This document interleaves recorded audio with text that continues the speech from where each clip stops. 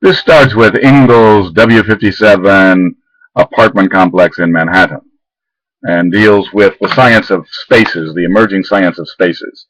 But it deals with it not just spaces in terms of architects, but that's my starting point. Number one, space science has to do with types of space, traits of spaces, evolution dynamics in spaces and among types of spaces and among spaces interacting, operators on spaces, web spaces, imaginal spaces, time spaces, and physical spaces.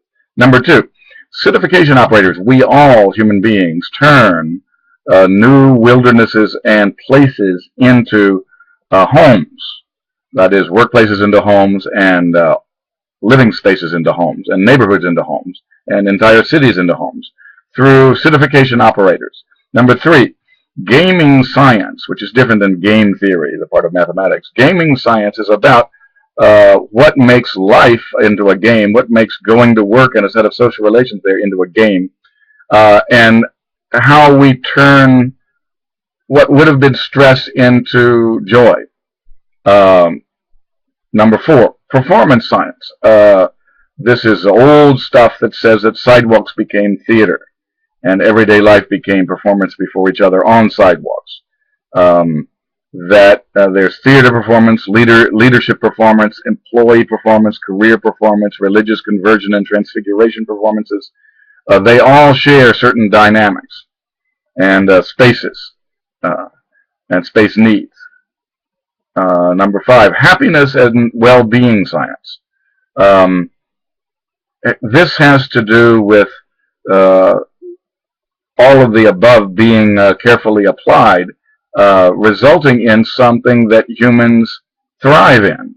And what is it? What's the balance of brain modules that are evoked by the interaction of spaces to make humans thrive? Using arts to manage emotions. In cities, people who've lived in cities for 3 or 4 generations do this quite well.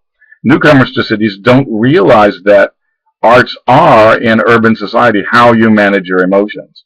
And therefore, they can go strangely wrong like Taxi Driver because their emotions remain unmanaged because they lack the family history of the common sense that arts are how you manage emotions.